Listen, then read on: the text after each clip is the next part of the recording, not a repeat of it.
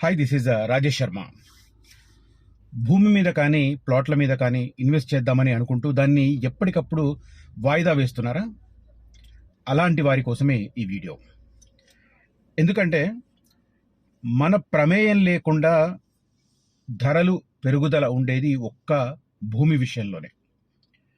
మనం ప్లాట్ కొని లేదా ఏదన్నా ఎకరాల్లో ల్యాండ్ కొని ఆ దస్తావేజులను బ్యాంకు లాకర్లోనో ఇంట్లోనో పెట్టుకున్నా కూడా అది దానంతటదే వాల్యూ పెరుగుతూ వస్తుంటుంది.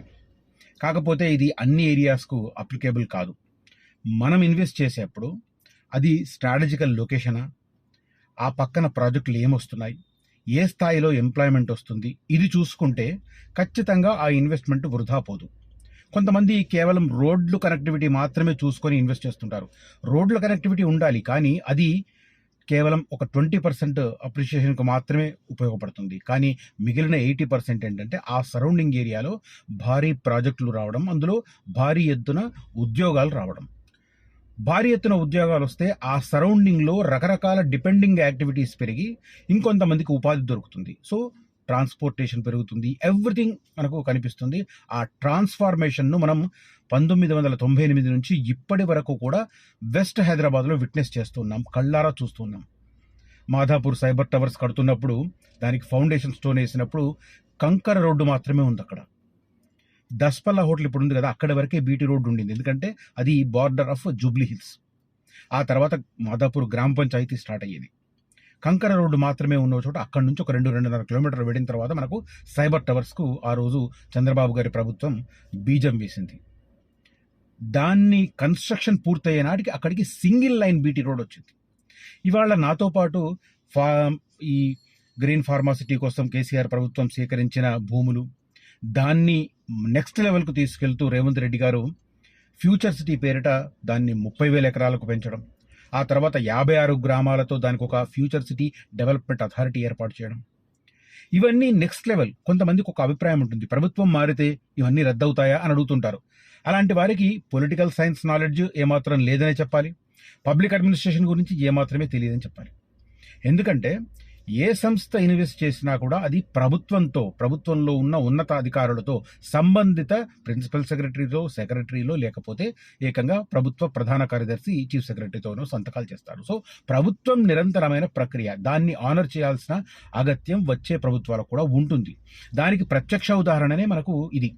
గ్రీన్ ఫార్మాసిటీ పేరిట కేసీఆర్ 19,000 ఎకరాలు సేకరించాలని తలపెట్టి 14,000 ఎకరాల దగ్గరే ఆపేశాడు. ఎందుకంటే ఆ రోజు ఆయన ముందస్తుగా ఎలక్షన్స్కి వెళ్ళాడు 2018లో. ప్రజల నుంచి అక్కడ వ్యతిరేకత వస్తుందనే ఉద్దేశంతో దాన్ని ఆపాడు. ఆ 14,000 ఎకరాలు ఆ తర్వాత 4 సంవత్సరాలు ఏమీ చేయలేదు. ఒక్క అమెజాన్ డాటా సెంటర్కు మాత్రమే, అంటే ఫార్మాసిటీ పేరిట సేకరించిన భూమి కేసీఆర్ ప్రభుత్వం 2022లో అమెజాన్ డాటా సెంటర్కి ఇచ్చారు. అంటే ఆ రోజే ఫార్మా రంగానికే కాదు ఇతర యాక్టివిటీస్ కూడా ఇక్కడ ఉండాలి అన్న నిర్ణయం ఆ రోజే జరిగిపోయింది.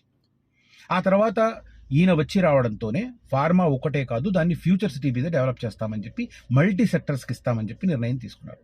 ఆ తర్వాత ఒక 6-7 నెలల తర్వాత ఫ్యూచర్ సిటీని అనౌన్స్ చేశారు.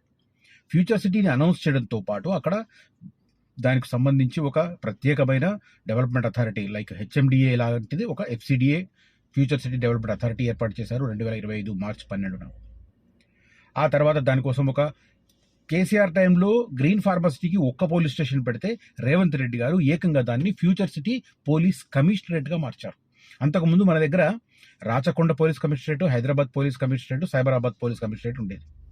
అలాంటిది రాచకొండను మల్కాజిగిరి పోలీస్ కమిషనరేట్గా మారుస్తూ, సైబరాబాద్ను అలాగే ఉంచి, హైదరాబాద్ను అలాగే ఉంచి కొత్తగా ఫ్యూచర్ సిటీ కోసం ఒక సపరేట్ పోలీస్ కమిషనరేట్ పెట్టారు. అంటే ఇప్పుడు 4 పోలీస్ కమిషనరేట్ అయ్యారు. చాలా మందికి ప్రభుత్వం మారితే రద్దవుతుంది అన్న ఒక పిచ్చి అభిప్రాయంలో ఉంటారు. ఈయన నెక్స్ట్ లెవెల్కి తీసుకెళ్లారు, అంతేగాని రద్దు చేయలేదు. రేపొద్దున ఎవరొచ్చినా కూడా రాష్ట్ర తలసరి ఆదాయాన్ని పెంచడానికి, ఆర్థిక ప్రగతిని సాధించడానికి ఖచ్చితంగా ఎంఓయూలు చేసుకోవాలి, ముందుకు వెళ్లాల్సిందే.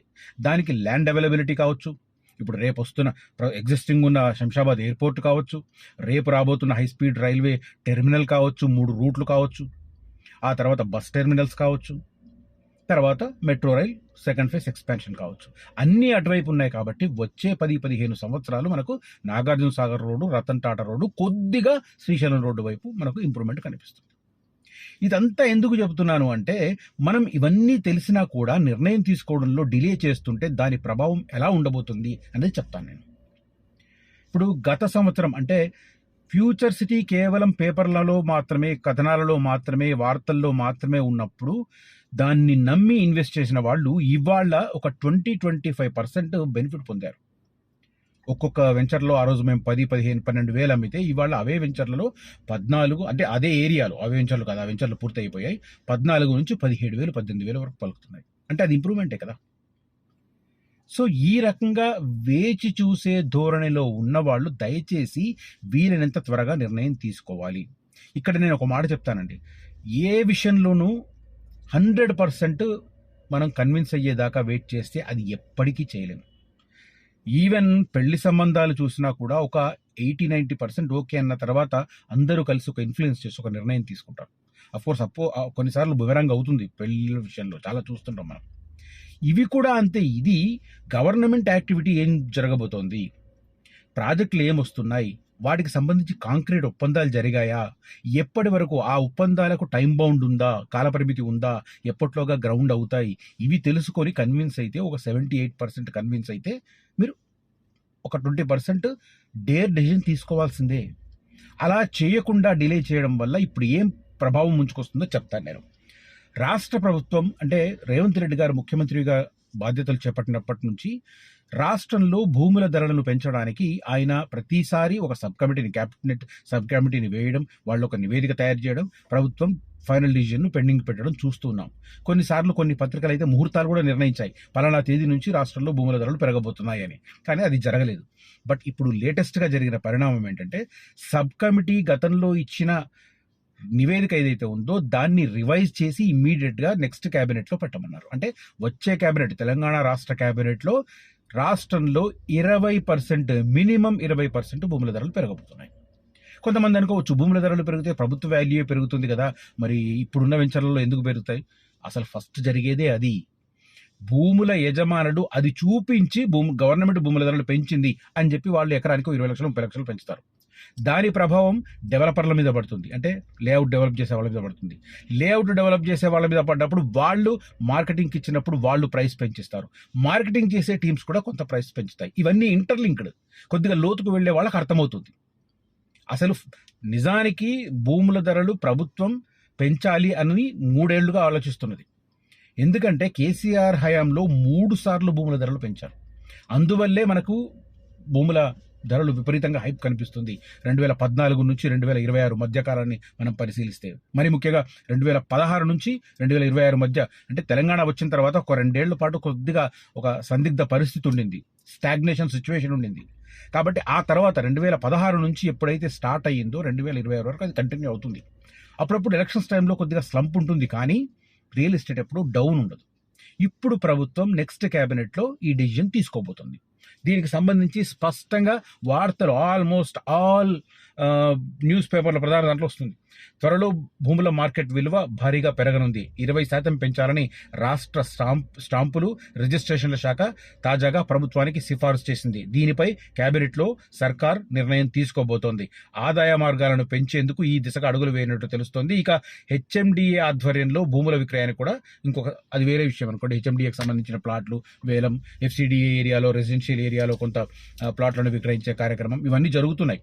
అవి జరిగితే ఇంకా దాని ఇంపాక్ట్ ఎక్కువ పడుతుంది. బట్ దీని ప్రభావం ఉంటుంది. కాబట్టి ఇంకా ఈ ప్లాట్ల మీద ఇన్వెస్ట్ చేయాలనుకున్న వారు, భూములు కొనాలనుకున్న వారు వాయిదా వేస్తుంటే మాత్రం దయచేసి నిర్ణయం తీసుకోండి. 100% కన్విన్స్ అయ్యాకనే నిర్ణయం తీసుకుందామంటే ఈ జీవితకాలంలో మీరు నిర్ణయం తీసుకోలేరు. ఇదైతే నేను నిక్కచ్చిగా చెప్పదలుచుకున్నాను. రైట్, ఇంట్రెస్ట్ ఉన్న వాళ్ళు మాత్రం కనిపిస్తున్న నెంబర్లో కాంటాక్ట్ చేయండి. అసలైన ఫ్యూచర్ సిటీలో ఇన్వెస్ట్ చేయండి, ఖచ్చితంగా లాభపడతారు. వన్స్ ఫ్యూచర్ సిటీకి సంబంధించి ఇప్పుడు రతన్ టాటా రోడ్ శరవేగంగా కొనసాగుతుంది. ఇన్ఫ్యాక్ట్ నేను ఒక వీడియో చూపించాలి, నైట్లో కూడా వర్క్ చేస్తున్నారు రతన్ టాటా రోడ్. నైట్లో వర్క్ జరుగుతుంది అంటే ఒకసారి అర్థం చేసుకోండి. అంటే ఎంత సీరియస్గా ఉంటే నైట్లో ఆ సంస్థతో పనులు చేస్తున్నారు అనేది ఒకసారి ఆలోచించండి. ఇది రతన్ టాటా రోడ్కు మీకు కనిపిస్తుందో లేదో, రతన్ టాటా రోడ్డుకు సంబంధించి ఆ నైట్ వర్క్, ఆ లైట్ లేస్ వర్క్ జరుగుతుంది చూడండి. లైట్లు వేసి రతన్ టాటా ఇది పార్ట్ 2కి సంబంధించి. ఇంకా పార్ట్ వన్ కూడా అట్లాగే జరుగుతుంది. ఇది పార్ట్ 2 అంటే మనకు ఇది ఎఫ్సిడిఏ బిల్డింగ్ ఎక్కడైతే వస్తుందో అక్కడ నుంచి స్టార్ట్ అయ్యి ఆకుతోటపల్లి తిరుమలారం వరకు వెళ్తుంది. దానికి సంబంధించి నైట్లో కూడా జరుగుతుంది. ఇది ఎక్వాయిపల్లి దగ్గర ఈ వర్క్ జరుగుతున్నది. ఈ ఎక్వాయిపల్లి పక్కనే మాది ఇప్పుడు అప్కమింగ్ వెంచర్ వస్తుంది. 6 monthsలో దానికి సంబంధించిన అప్రూవల్స్ వస్తాయి. అంటే డెవలపర్ అయితే బాగా శరవేగంగా ప్రయత్నం చేస్తున్నాడు, కానీ ఎఫ్సిడిఏలో కొద్దిగా స్లోగా మూవ్మెంట్ ఉంది కాబట్టి 6 నెలలు పట్టొచ్చు.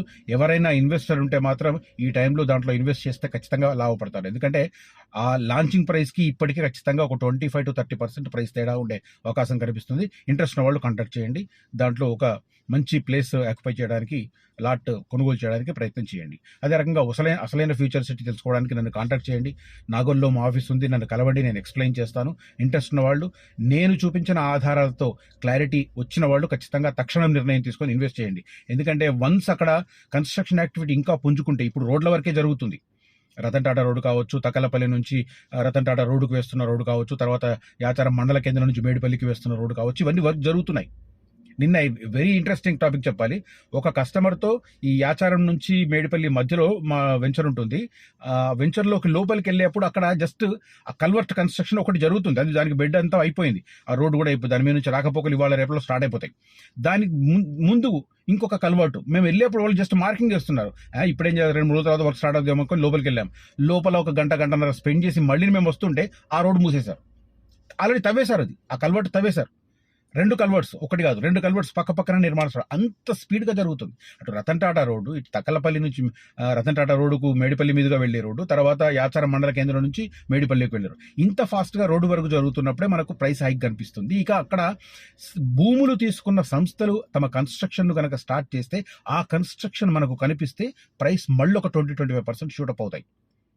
లాస్ట్ ఇయర్కి ఈ ఇయర్కి ఆ మార్పు కనపడుతుంది. ఈ ఇయర్కి ఇంకొక 6 నెలలు ఆగితే ఆ మార్పు కూడా కనిపిస్తుంది. కాబట్టి తక్షణ నిర్ణయం తీసుకొని లాభపడే ప్రయత్నం చేయండి. ప్రభుత్వం కూడా భూముల ధరలు అతి త్వరలో పెంచబోతోంది. మోస్ట్ ప్రాబబ్లీ 3rd వీక్లో తెలంగాణ రాష్ట్ర కేబినెట్ ఉంటుంది. ఆ తర్వాతే నిర్ణయం వెలువడే అవకాశాలు ఉన్నాయి. రైట్, ఈ కంటెంట్ కనుక నచ్చితే ఈ వీడియోను లైక్ చేయండి, షేర్ చేయండి. అదే రకంగా ఈ వీడియోను హైప్ కూడా చేయమని రిక్వెస్ట్ చేస్తున్నాను. Thank you for watching this video. Signing off Rajesh Sharma. జై హింద్.